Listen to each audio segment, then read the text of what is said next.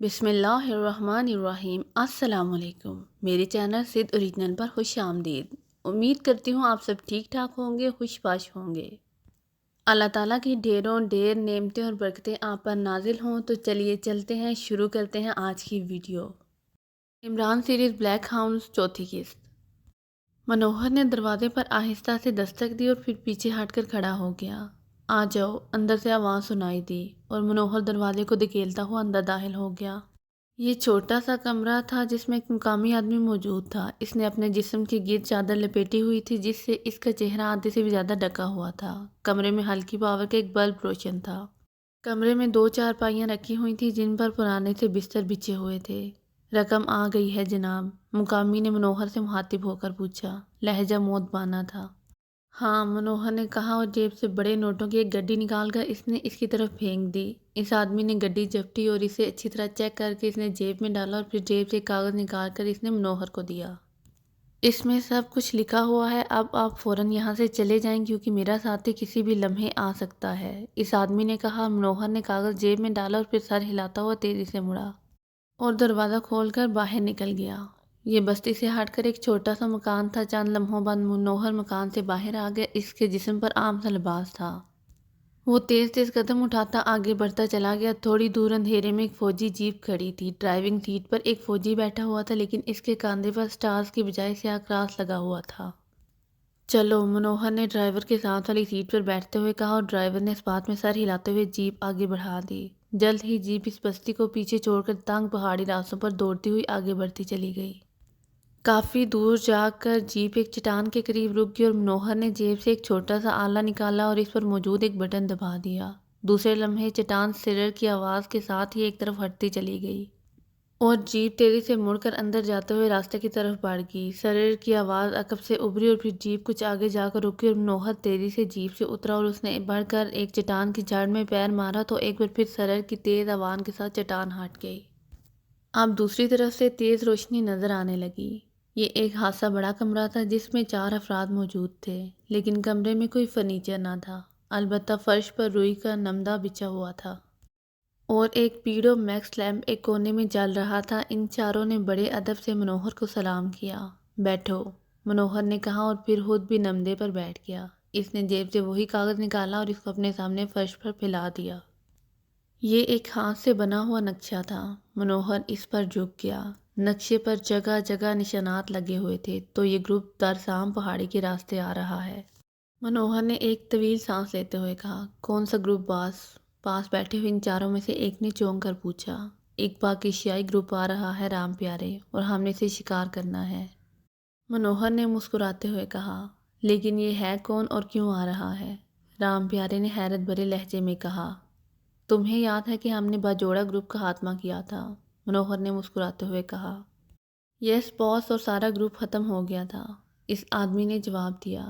نہیں، ایک آدمی بچ گیا تھا، ہم اسے مردہ سمجھ کر چھوڑ گئے تھے لیکن وہ زندہ تھا، وہ گرتا پڑتا بستی پہنچ گیا تھا۔ مجھے جب اطلاع ملی تو میں چونک پڑا کیونکہ اس کا زندہ بچ جانا ہمارے اصول کے خلاف تھا۔ اس طرح ہمارا گروپ سامنے آ سکتا تھا، چنانچہ میں نے اسے تلاش کرنے کا حکم دے دیا، لیکن پھر اطلاع ملی کہ وہ آزاد مشق پار پہنچ گیا ہے۔ وہاں جب ہمارے مخبروں نے اسے ٹریس کرنے کی کوشش کی تو معلوم ہوا کہ وہ پاکیشیا چلا گیا ہے۔ اس کے بعد اطلاع ملی کہ وہ جب پاکیشیا سے واپس آیا ہے تو اس کے ساتھ 6 پاکیشیائی بھی ہیں اور وہ خفیہ راستوں سے یہاں آنے کی کوشش کر رہے ہیں۔ اس پر میں چونک پڑا۔ ایسے بے شمار راستے ہیں جن سے یہ لوگ آتے جاتے رہتے ہیں، اس لیے میں نے خاص آدمیوں کو اس راستے کی مخبری کے لیے تعینات کر دیا۔ چنانچہ ایک آدمی کو ٹریس کر لیا گیا جس نے انہیں اسمگل کرنے کا سودا کیا تھا۔ یہ 2 افراد کا گروپ ہے، ان میں سے ایک سے سودا طے ہو گیا کہ وہ ہمیں اس راستے کی مخبری کرے گا، چنانچہ اب میں خفیہ طور پر اس کے پاس گیا تھا اور اس سے ادائیگی کر کے یہ نقشہ لے آیا ہوں، اور اس نقشے سے پتہ چلا ہے کہ یہ لوگ درسام پہاڑی والے راستے سے آ رہے ہیں۔ جو آدمی بچ گیا تھا اس کا نام روشن ہے اور روشن یقیناً کسی خاص مقصد کے لیے ان پاکیشیائیوں کو ساتھ لے کر آ رہا ہوگا۔ اس لیے اب ہم نے ہر قیمت پر اس روشن اور ان پاکیشیائیوں کا خاتمہ فوری طور پر کرنا ہو۔ یہ کام آسانی سے ہو سکتا ہے کیونکہ وہ لوگ اس بات سے بے خبر ہوں گے کہ ان کے خلاف باقاعدہ مخبری ہو چکی ہے، منوہر نے تفصیل بتاتے ہوئے کہا۔ یہ لوگ کب آ رہے ہیں باس؟ اس آدمی نے کہا۔ کل رات یہ سرحد پار کریں گے درسام پہاڑی والے راستے سے، اور ہم کسی ایسی جگہ چھپ کر ان کا استقبال کریں گے جہاں سے ایک ہی راؤنڈ میں ان کا مکمل طور پر صفایا کر دیا جائے گا۔ منوہر نے جواب دیا۔ کیا فل ریٹ ہوگا؟ اس آدمی نے پوچھا۔ نہیں، جب راستہ کا علم ہو گیا ہے تو چند افراد ہی کافی ہیں، منوہر نے جواب دیا۔ تو باس، ہم حاضر ہیں اس مشن کے لیے، رام پیارے نے جواب دیتے ہوئے کہا۔ ٹھیک ہے، اسی لیے تو میں یہاں آیا ہوں تاکہ تمہیں تفصیلی ہدایات دے سکوں، لیکن یہ سن لو کہ میں ناکامی کی رپورٹ ہرگز نہیں سنوں گا، منوہر نے انتہائی سخت لہجے میں کہا۔ سوال ہی پیدا نہیں ہوتا باس، رام پیارے نے جواب دیتے ہوئے کہا۔ اوکے، منوہر نے کہا، اور پھر نقشے پر جھک کر اس نے انہیں راستے اور مشن کے بارے میں تفصیلات بتانی شروع کر دیں۔ ایک پہاڑی غار کے اندر روشن کے ساتھ عمران اور اس کے ساتھی موجود تھے۔ عمران کے ساتھ تنویر، صفدر، کیپٹن شکیل، نعمان اور صدیقی تھے۔ ان سب کے جسموں پر سیاہ لباس تھے اور انہوں نے اپنی پشت پر سیاہ رنگ کے تھیلے لادے ہوئے تھے۔ غار کا دہانہ خاصا فراخ تھا، اس لیے بھرپور روشنی اندر آ رہی تھی۔ یہ راستہ ہر لحاظ سے محفوظ ہے روشن، عمران نے اپنے سامنے رکھے ہوئے نقشے کو غور سے دیکھتے ہوئے کہا۔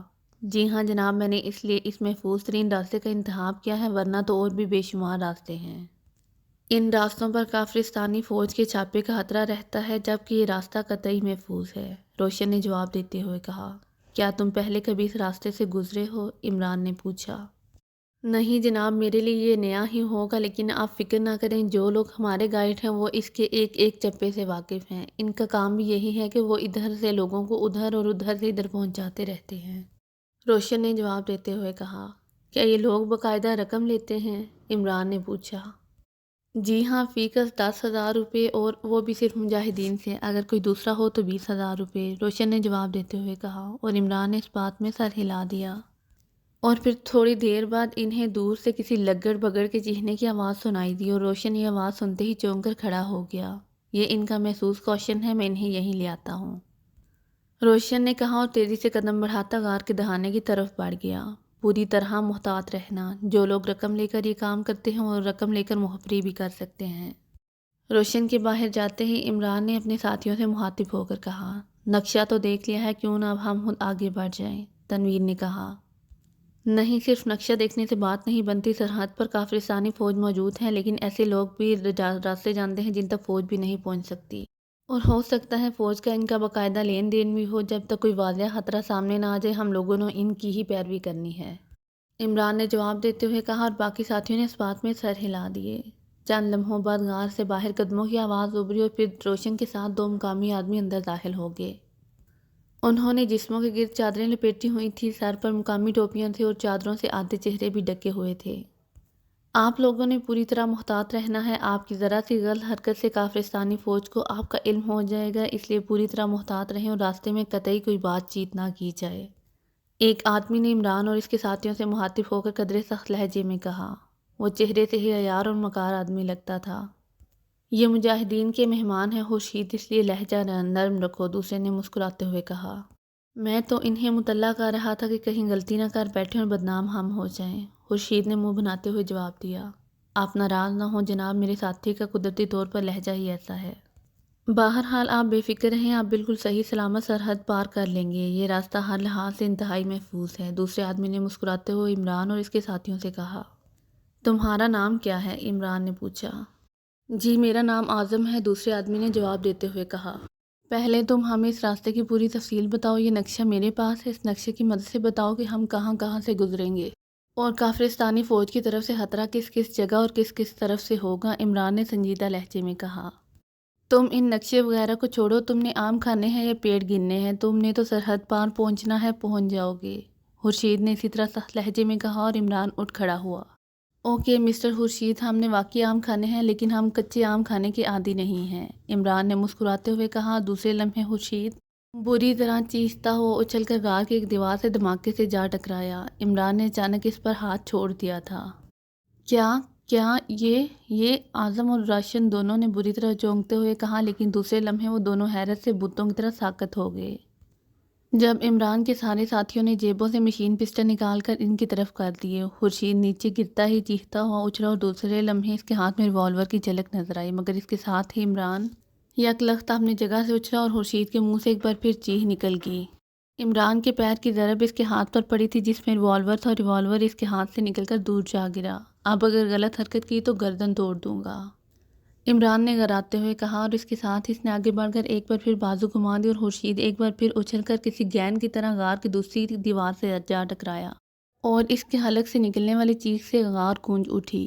یہ کیا ہو رہا ہے روشن؟ یہ لوگ، اعظم نے یک لخت چیختے ہوئے کہا۔ خاموش کھڑے رہو ورنہ، تنویر نے انتہائی سرد لہجے میں سے مخاطب ہو کر کہا، اور اعظم ہونٹ بھینج کر خاموش ہو گیا۔ اب اس کے چہرے پر شدید خوف کے تاثرات امڈ آئے تھے، جبکہ روشن کے چہرے پر حیرت اور خوف کے ملے جلے تاثرات نمایاں تھے، جیسے وہ اچانک اس ہونے والی کارروائی کی وجہ تسمیہ نہ سمجھ چکا ہو۔ خورشید جیسے ہی دیوار سے نیچے ٹکرا کر گرا، عمران نے آگے بڑھ کر اس کی گردن پر پیر رکھا اور ساتھ ہی ٹانگ کو مروڑ دیا۔ دوسرے لمحے خورشید کا بری طرح پھڑکتا ہوا جسم یکلخت ساکت ہو گیا، اس کا چہرہ بری طرح مسح ہو گیا تھا اور آنکھیں اوپر کو چڑھ گئی تھی، حلق سے ہرہراہٹ کی آوازیں نکلنے لگی، ظاہر ہے اس کی شہ رگ کچلی جا رہی تھی۔ عمران نے پیر کو واپس موڑا تو جتنی تیز سے اس کا چہرہ مسح ہوا تھا، خون کی بحالی کی وجہ سے اتنی تیزی سے نارمل ہونے میں لگ گیا، لیکن بہرحال شدید ترین تکلیف کے آثار اب بھی اس کے چہرے پر نمایاں تھے اور جسم اسی طرح ساکت پڑا ہوا تھا۔ بتاؤ کن کو مخبری کی ہے تم نے ہمارے متعلق ورنہ، عمران نے انتہائی سرد لہجے میں کہا اور ساتھ ہی پیر کو ذرا سا مڑوڑ دیا۔ بب بتاتا ہوں، خدا کے لیے مجھے سزا سے نکالو، میں بتاتا ہوں، مجھ سے غلطی ہو گئی ہے۔ خورشید کی آواز رک رک کر نکل رہی تھی اور اعظم اور روشن دونوں کے چہرے خورشید کی زبان سے یہ فقرہ سنتے ہی اس قدر تیزی سے بگڑے کہ انہیں لقوہ ہو گیا ہو۔ بتاؤ، پوری تفصیل بتاؤ، عمران نے اور زیادہ سرد لہجے میں کہا۔ سردار آصف نے سودا کرایا تھا، 50,000 روپے میں سودا کرایا تھا۔ پھر مکان پر ایک آدمی آیا، میں اسے نہیں جانتا تھا، وہ سادہ لباس میں تھا۔ اس نے مجھے 50,000 روپے دیے اور میں نے اسے نقشہ دے دیا جس پر وہ راستہ بنا ہوا تھا جس سے ہم نے تمہیں لے جانا تھا۔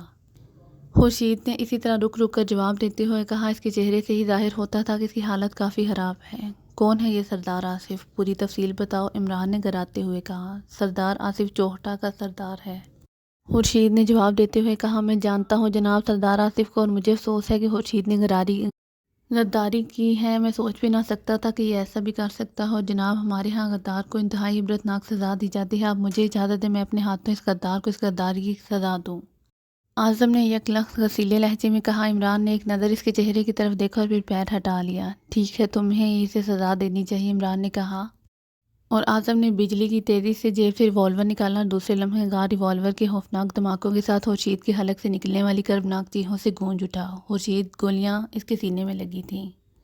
لعنت ہے تم پر خورشید، تم نے چند ٹکوں کی خاطر غداری کی ہے، اعظم نے جلتے ہوئے لہجے میں کہا، ساتھ ہی اس نے خورشید کے جسم پر تھوک دیا۔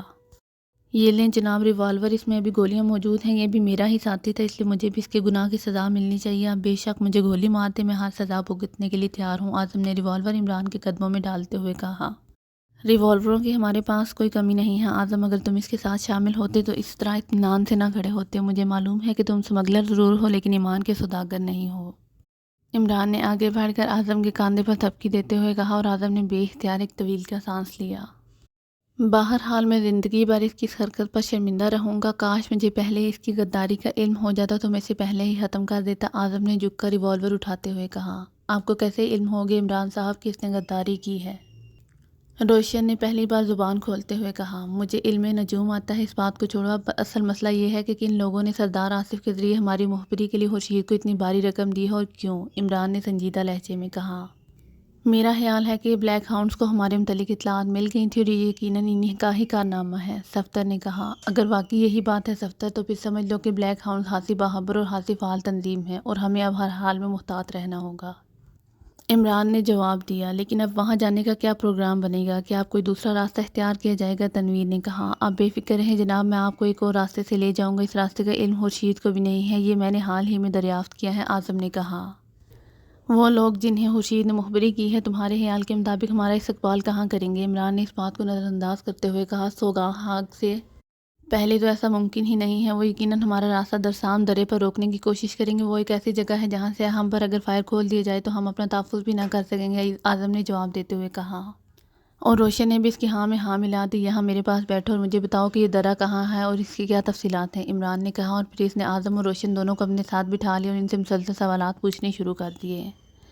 اوکے، اب ہم اسی راستے پر چلیں گے، لیکن درے سے پہلے ہم یہ راستہ چھوڑ کر پہاڑی پر چڑھتے ہوئے اگلی طرف سے اس درے کو ہر صورت میں کور کریں گے۔ میں وہاں موجود افراد میں سے ہر ایک کو ہر صورت میں زندہ پکڑنا چاہتا ہوں تاکہ اس سے بلیک ہاؤنڈز کے بارے میں صحیح معلومات حاصل کی جائیں، عمران نے فیصلہ کن لہجے میں کہا، اور باقی ساتھیوں نے اس بات میں سر ہلا دیے۔ اگر آپ کو میری ویڈیو پسند آئے تو please like share and subscribe کرنا مت بھولیے گا۔ جزاک اللہ۔